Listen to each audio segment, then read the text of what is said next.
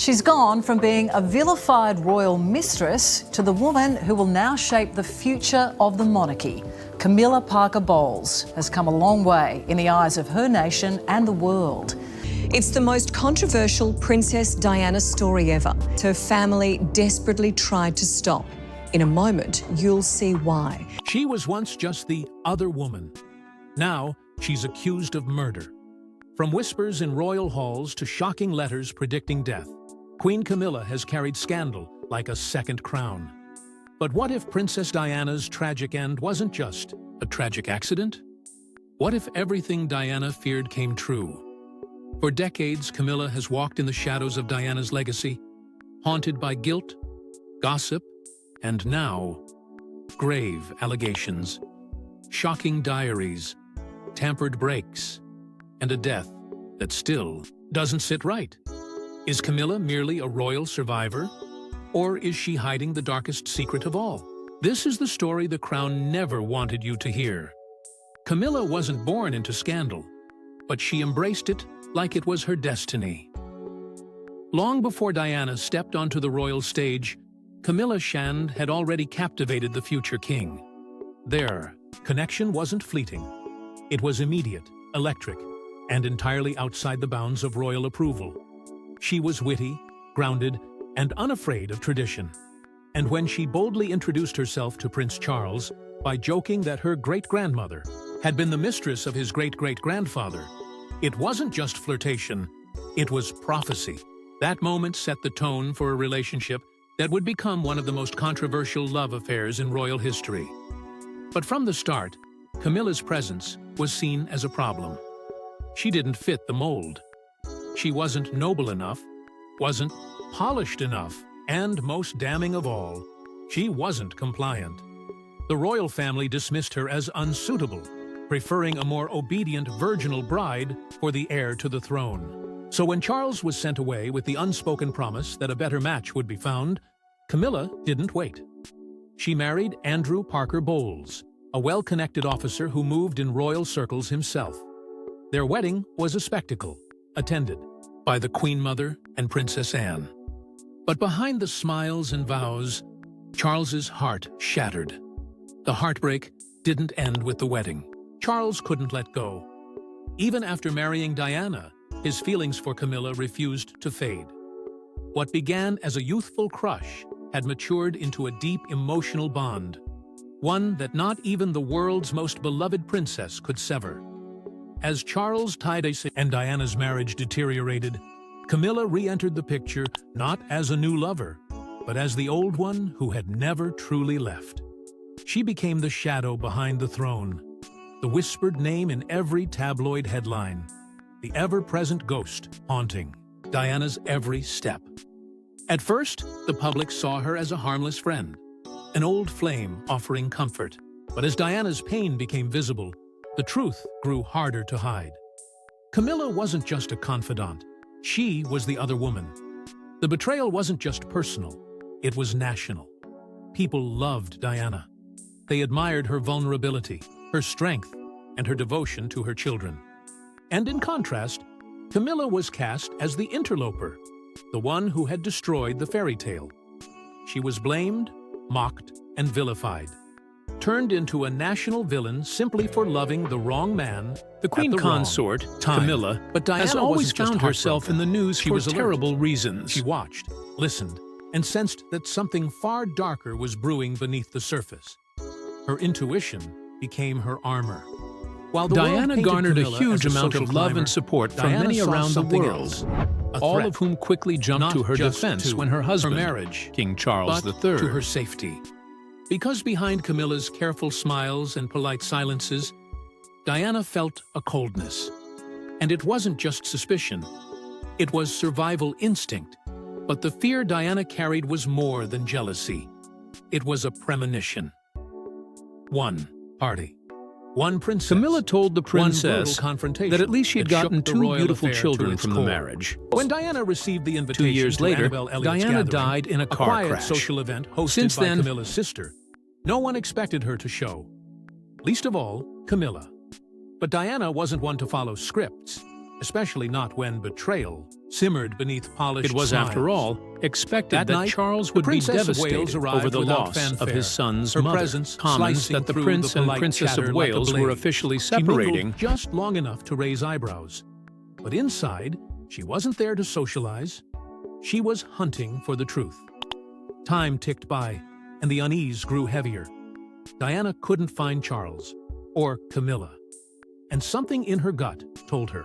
It wasn't an innocent absence. Diana had once hinted that she Tapping her feared for her bodyguard, life. She whispered a request. She was afraid. In 1995, Urgent, after her deliberate. divorce, They Diana moved dismissed swiftly her through the royal house bodyguards. until they found a narrow staircase leading down. What Diana discovered in the basement wasn't a crime, but it was betrayal in its rawest form. There sat Prince Charles and Camilla Parker Bowles, seated close together, speaking softly, as if the world around them didn't matter. The quiet, intimacy between them spoke volumes. Diana didn't scream. She didn't cry. She stepped forward with a calm that masked the storm raging inside. She squared her shoulders and fixed her eyes on the woman who had haunted her marriage. "Don't treat me like an idiot," she said sharply. It wasn't a plea. It was a declaration. A line drawn in royal sand. And in that moment, silence blanketed the room. Thick, charged, unrelenting. Camilla, never one to shrink away, didn't flinch. With chilling composure, she replied, "You've got everything you ever wanted.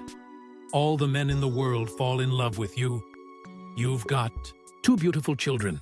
It was the kind of retort that didn't just sting, it sliced. It was a reminder of what Diana had and what she didn't. This wasn't just an awkward encounter. It was psychological warfare. 2 women locked in a battle neither had chosen, but both were forced to fight. Camilla's words weren't just a defense, they were an attack. A twisted framing of her role as the outsider, the one who had taken nothing but had been given all the blame. But Diana wasn't fooled. She had known about the affair. She had sensed it in the silences, in the late nights, in the way Charles withdrew. But now, she had seen it with her own eyes. The confrontation didn't end with a resolution. There was no apology, no tears, just an unspoken understanding. The facade was shattered, and the world, when it found out, would take sides. When the public heard of Diana's bold stand, she became more than a wronged wife. She became a symbol of strength, of vulnerability wrapped in grace. Camilla, on the other hand, was pushed further into infamy. The lines had been drawn, and the battle for public sympathy had begun. But that basement wasn't the most chilling place Diana would find herself. She feared she'd be killed in a car crash, and then it happened.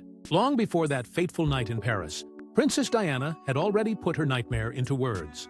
In a letter penned in 1996, barely a year before her death, she chillingly predicted that someone was planning an accident in her car.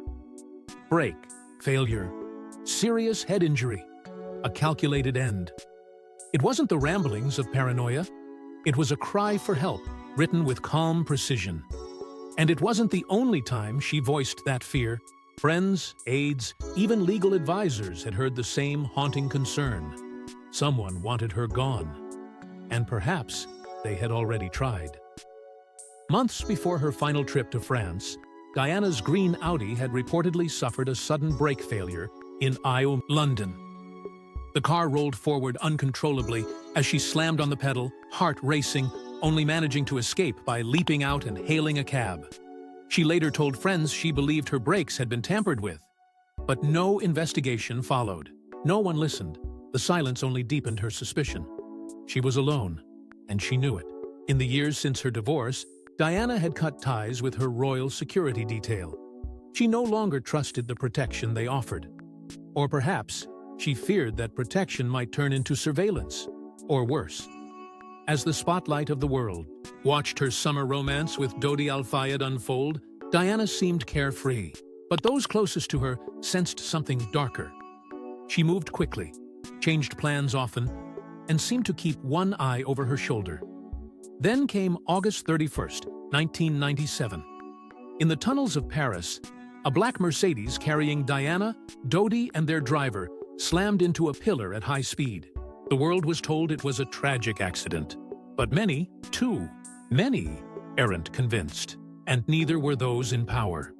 Theories erupted almost instantly. Whispers of MI5 and MI6. Mentions of the men in gray. Faceless figures accused of orchestrating silences behind palace walls. Was it a rogue faction protecting the monarchy's future? Was it a cover-up to eliminate the woman who had become too powerful, too unpredictable, too beloved? Or was it simply bad luck, compounded by bad decisions? But perhaps the most revealing detail came not from the crash, but what followed immediately after. When Prince Charles was informed of Diana's accident, he didn't call the Queen. He didn't call his sons. The first person he contacted was Camilla, not his wife, not the mother of his children, but the woman who had once been his mistress and now stood on the cusp of royal legitimacy. In the darkness of that early morning, Charles wept on the phone, and Camilla lit a cigarette with trembling fingers. They cried together, not just from grief, but from fear, because they both knew what this death could mean. Diana wasn't just the mother of future kings. She was a global icon, and now a martyr. And then came the cover-up that fueled every suspicion. Why preserve the body before the autopsy, unless there was something to hide? That's the question that still echoes through every conspiracy theory surrounding Princess Diana's death. In the hours after the crash, before the world could even process its grief, her body was subjected to a decision that would forever cloud the truth. The embalming began swiftly, without waiting for a full forensic autopsy, a move that, to this day, raises eyebrows among pathologists, journalists, and even former intelligence officers. Because embalming isn't just cosmetic, it's irreversible. The formaldehyde it uses corrupts toxicology tests, making it impossible to detect certain drugs, poisons, or irregularities in the blood. Once done, the trail of truth goes cold. And yet, that is exactly what happened. Long before Diana's body was returned to Britain, French authorities allowed it to be partially embalmed. The official reason? The hospital lacked air conditioning.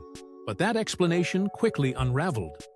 Others in the same facility had not been embalmed. There was no real urgency, except it seemed to erase any chance of uncovering what had truly happened inside that tunnel. Then came the strangest detail of all. Prince Charles, who was hours away from flying to Paris, made a peculiar request. He wanted the nurses to ensure Diana looked her best for the dignitaries and officials who would come to pay their respects. Not the Queen, not the Prime Minister, but Charles. A man long estranged from his ex-wife suddenly takes a keen interest in her post-mortem appearance. Even the rites performed over her body raised questions. Diana was Anglican, but the only priest on duty at the hospital was Roman Catholic. He administered the last rites anyway, alone, without family, without authorization. Another inconsistency, another piece that didn't fit. Meanwhile, British embassy officials arrived with breathtaking speed, cooperating seamlessly with French authorities. Far too seamlessly, many have argued.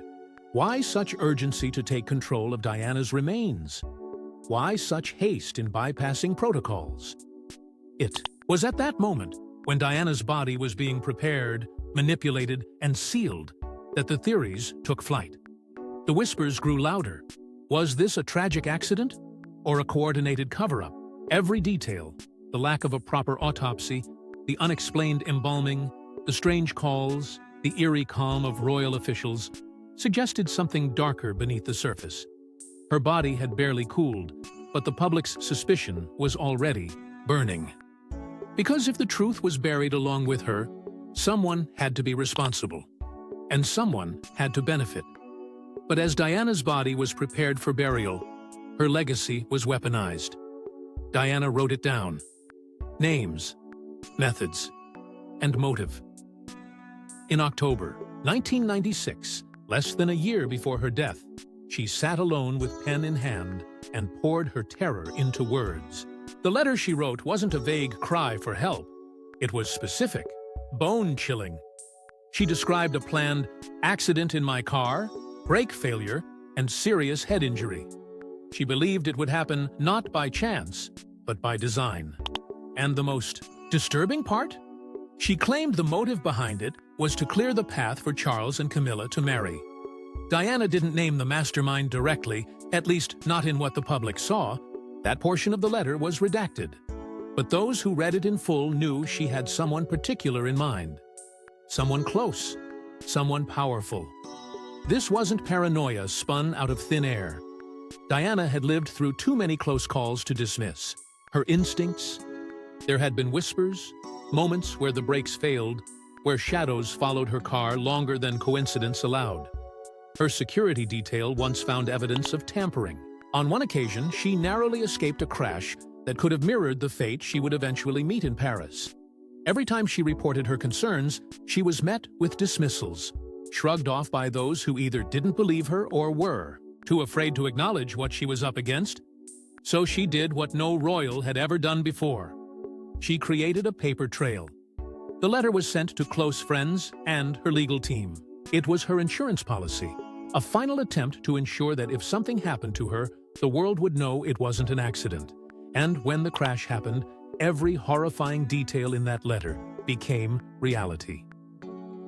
The Mercedes she was riding, in lost control.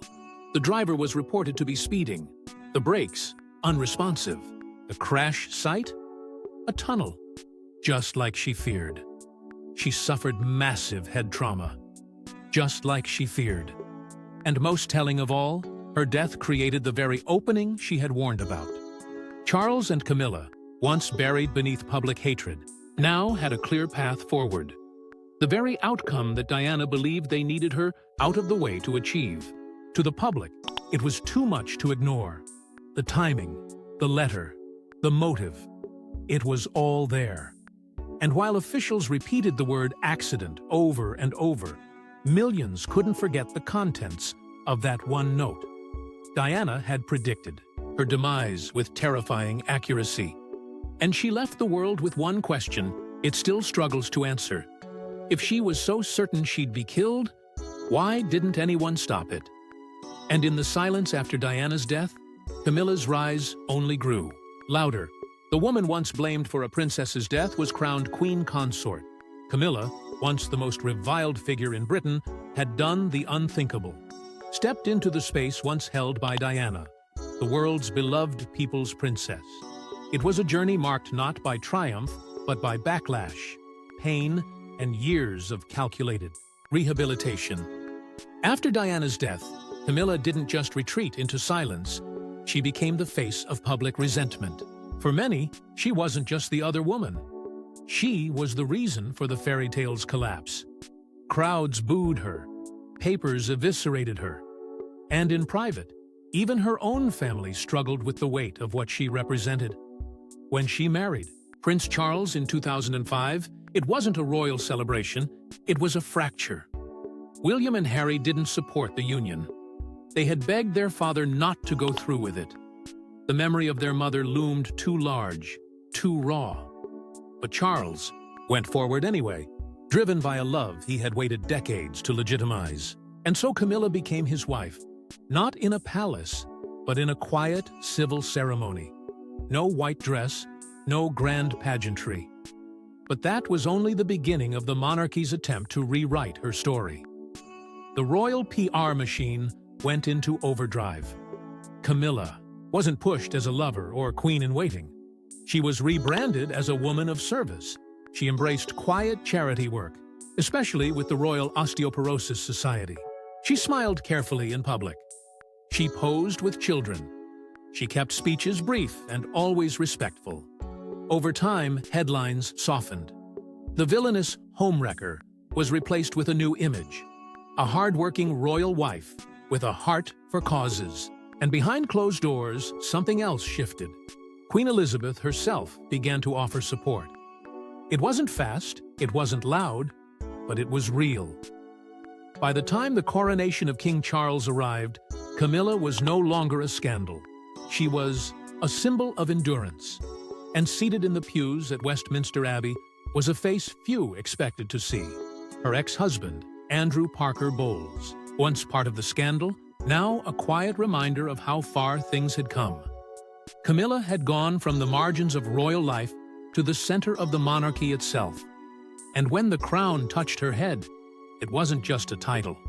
It was the final chapter in a decades-long war for acceptance. Yet even as she sat on Diana's throne, the air was thick with irony.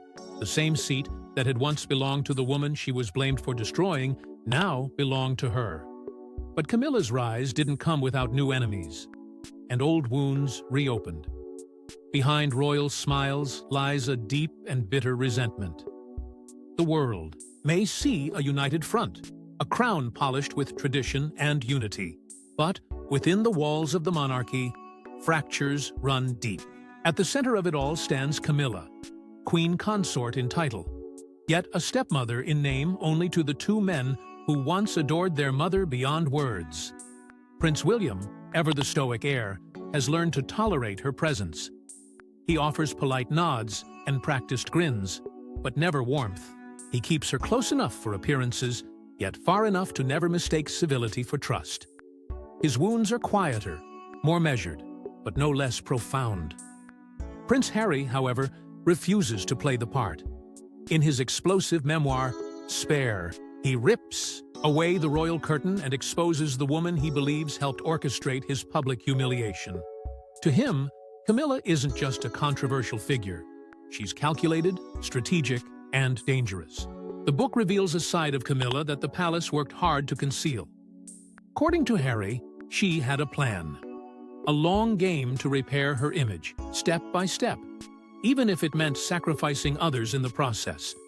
He accuses her of leaking stories to the press, particularly about him, offering up the struggles of a troubled young prince in exchange for favorable headlines about herself. The betrayal cuts deep. Harry claims Camilla traded information like currency, that she aligned herself with certain members of the media and spun narratives that painted her as the dutiful royal while portraying him as reckless and unstable.